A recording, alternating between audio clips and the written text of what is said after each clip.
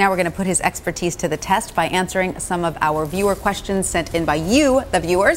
All right, Ramit, are you ready? The first one comes from Tina of Philadelphia, Pennsylvania. She writes in saying, I have a credit card that I had for about 9 years, and the credit limit was only $1,500. The account has been closed for a long time, but I'm still paying off the credit card. The current balance is $700. I've been paying more than the minimum payment, and my interest rate is 20.99%. Do you think if I contact them, I'll be able to get my rate down since I had the credit card for so long and the credit limit was only $1,500? That's a high rate. That's a high rate, yeah, absolutely, since the average is 14%. Right. Good news is that it's possible. I think it's unlikely that they'll lower the rate since you've closed the account, but you might as well call. There's no harm. What are they going to do, close the account again? But beyond that, what I hear from that question is the balance is $700. That's a fairly modest amount. So if I were Tina, I would just focus on paying as much of that down as possible and start saving money in other areas of life so that I can just get this off my back. Well, what's the best way of we don't know Tina's personal situation. We don't know if she has a job, so maybe it's tough for her right now. What's the best way to go about doing that? What you want to do is, one of the things I talk about is a CEO strategy. Cut costs, which we're familiar with, but if you have a goal, a $700 goal, then it becomes a lot easier to do.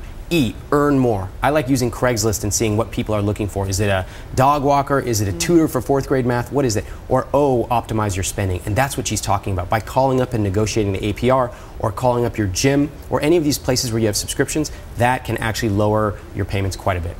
All right, next question comes from Ted of New Bedford, Massachusetts, and he writes in saying, I have one credit card that went over the limit, approximately $15. I was charged the over-the-limit fee of $39. The company said it was the monthly membership fee that put me over. It keeps happening every month. The company will not compromise. I'm not charging anything on the account and have destroyed the card. What do you recommend to resolve the situation? Does it sound like he's using a debit card? My monthly payment is already over $100 per month. Does that sound like a debit card? I'm very puzzled by this question, but I will tell you that if indeed it is a credit card, okay, then this is reprehensible. This is something that happens. You get stuck in this vicious loop and there's no way to get out. And it's some of the worst things that can happen. But there is a way to do it. Send a letter, not an email, send a letter to the executive customer service group at the credit card company. Explain the situation, just the facts, and CC it. Send in a separate email to my friends over at tips@consumerist.com. These guys investigate exactly this kind of stuff, and they're great. This is what you want to do, because if you're stuck in a loop, that's a great idea. It's ridiculous that you would have to keep paying fees even if you're not charging anything else. It makes me so angry when this happens, but let's hope it's just a mistake and not systemic by the company. Ted, I hope you're watching, because that's really great advice. Now, there are a lot of changes that credit card companies are undergoing right now. I myself got an email from one of my credit cards saying, if you want to opt out of these changes, you can, but do so now. You'll close your account, et cetera, et cetera. Right. What do you recommend people right now? Do they really need to read the fine print? Yeah, absolutely. And you know what? Honestly, it's even hard for me to read the fine print, so sometimes I just call them and say, explain this to me in plain English. And they say, blah, blah, blah. And I say, I don't understand. Can you explain it again? I will tell you that I was working with a friend the other day to help him pay off his debt, and the minimum on his card was something like $220 a month, which is, okay, that's fine.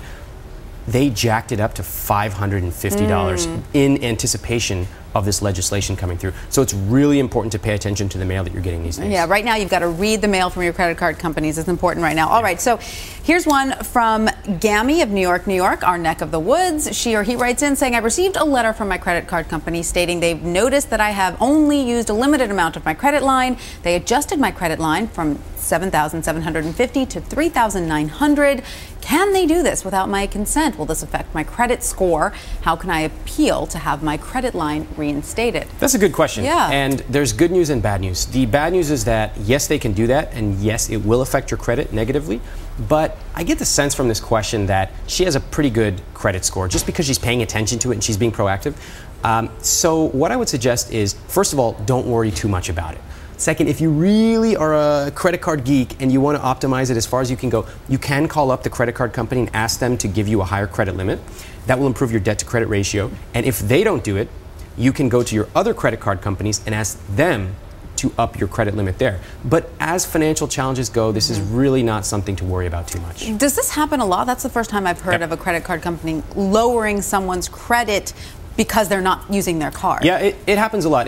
And that's somewhat of an excuse. They're lowering systematically people's credit across the country. In fact, some of my readers call up to negotiate as I advise them, and then the credit card companies say, well, we're looking at your numbers and we're going to lower your credit. That's because they're trying to fix their problems on the books right now. Right, so it's all because of the economic downturn. It's not a reflection of the individual consumer. Oh, listen, if I were a credit card company, I'd like to give you $50,000 of credit limit because I know you're irresponsible or somewhat responsible, etc. And it sounds like she is pretty responsible, so that's why she was upset about it. Yeah. All right, so here's the last question from Bernadette of Kennelsworth, New Jersey. Where is the best place to invest money in these times? I have money in a Vanguard money market, which doesn't pay that well. Are savings bonds a good choice or a CD? That's a good question. A lot of people want to know. I wish I knew how old Bernadette is, but I'm just going to assume, based on Bernadette's name, that because I don't have a lot of friends that are named Bernadette, okay? So I'm just going to assume since she's investing in bonds and CDs, maybe she's a little older. It's coming back. It's retro. The name is that. Yes, that's right. That's right. What I would suggest is that one of the best investments for people is something called a target date fund.